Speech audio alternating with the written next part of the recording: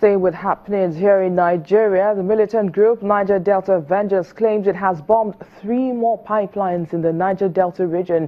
The claim by the NDA has not been independently confirmed, but the group is demanding that a greater share of oil wealth be spent on ending poverty in local communities. Attacks resumed earlier this year after funding for former militants was slashed. Nigeria is one of Africa's biggest oil exporters, and it's the country's main export earner. Nigeria's government and the Dutch British oil company Shell, which operates the pipelines, have not yet commented on the alleged attack. Well, joining us to discuss this is Channels TV energy correspondent Olu Phillips. Thank you for joining us, Olu. Thank you very much. Well, just earlier this month, President Muhammadu Buhari held a meeting with leaders from the Niger Delta region to proffer solutions to these problems. But it seems it has really not made so much of a difference. We still have the Avengers still blowing up the pipelines. What exactly is going on? This is what has happened. That meeting was held barely 3 weeks ago. I do not expect, if I know the way government works, to begin to see almost immediately the deployment of solutions to some of the agenda the Niger Delta representatives made. Mind you, or remember that they made a representation to the tune of about 16-point agenda. And those, of course, if you break it down, you could look at security in the Niger Delta, you look at remediation of the environment, you look at issues of transparency in the way oil business is managed in Nigeria, and again, you look at how to, like they say, redirect the resource to the point or to the extent to which members or people from that region own more of the oil blocks as against what we have right now. So there are a lot of agitations, and there's also been the question as to whether those who made those representations to the presidency are really true representatives of these people that are agitating. And mind you, for me, what we have seen in the space is that, the perception is everything. I don't think the people who are managing the perception or the PR for the presidency, as far as this issue is concerned, are doing a good job, because the guys are there in the creek, and all they know is the affluence and the sleaze they see in Abuja. So they look at these contracts, how soon that kind of greatness will be deployed to that region is what they want to see. And how soon that happens is the gap you have between what is happening right now and what the federal government is trying to do.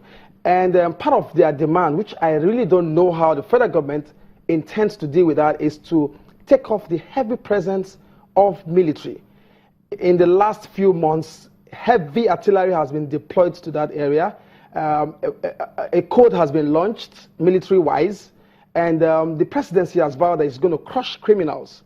Well, whether the people agitating are criminals or not, the truth is that we don't want a theater of war in that region, because at the end of the day, what we are trying to protect, we will be destroying. If you open fire in that region, if you open heavy area bombardment, if you allow grenades to pop up, you are destroying, you're going to be destroying that region that is full of oil and gas littering everywhere, and you're going to have environmental degradation. So you open fire, you take out the criminals, you're definitely going to kill. There's going to be massive killing. There's going to be massive destruction. And bullets don't select. When they pull out, they pull out. They don't select who is a criminal, who is not a criminal. And these guys are people who live in the creeks. They know the terrain very well and all of that. So I think we need to redirect our strategy as far as this is concerned. There's been relative peace since 2009, when the previous administration, I should say, launched what you call a partnership with that region by way of amnesty, disarmament, and all of that. That seemed to have been working. But a lot of people have also come up to say, well, you're arming criminals or you're feeding criminals. It's neither here nor there. It's a case of the chicken and the egg. The truth is, oil is our major resource. About 90% of our resource comes from oil. And these guys have vowed that until there's a true negotiation, Nigeria may not get the benefit of the black gold. Now, this true negotiation they're actually talking about, part of their agitations is that they want a greater share of the oil wealth. Now, is this truly what the people in that region want, or is this just what these groups in quote want? In the first place, I think when you allow lapses, or when you give room for lapses, all sorts can be demanded and all sorts can be agitated for. The truth is, you don't need the residents, for instance, of Abuja or Port Harcourt or the major cities of Nigeria. You don't need the citizens or dwellers to, you don't need their consent to deploy infrastructural development. So, like I say, I mean, just go there, deploy a massive road network, deploy massive infrastructure, hospitals, facilities. You wouldn't need anybody to even discuss with, because, I mean, when you put it, it's there, it's there. So it didn't happen, and now there has been a lot of room created whereby all sorts of people now make demands. Whether these demands are genuine or not, the truth is that you can't take away the fact that that region do not represent, in any sense, internationally and locally, a region that produces Nigeria's gold. So do you think one of their major challenges now is infrastructure development?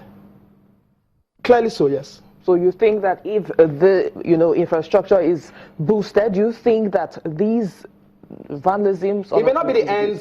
It may not be the end, but it just could just be a means to an end. I mean, the presidency has tampered with the allocations of that place in terms of those who were under the amnesty program and all of that. After a while, he decided, okay, we are going to continue. All of that does not help for your PR. It doesn't help for information management systems. And so as soon as you begin to do that and you want to set up internal working committee, a committee to review a committee to review a committee, and you keep throwing money at the problem, it will never get solved. Fold up your sleeves, go in there and work. Now, you keep mentioning PR. How do you think that they could handle this situation better than they're actually doing right now? The truth is this. I think that there may be a possibility, a high-level possibility, that the true representation of these guys who are rupturing these pipes have not been, they've not had a discussion with those people. Because if you're representing me and you're representing me well, I would listen to you. You cannot resume hostilities barely 2 weeks after a presidential action team has met with a representation from that region.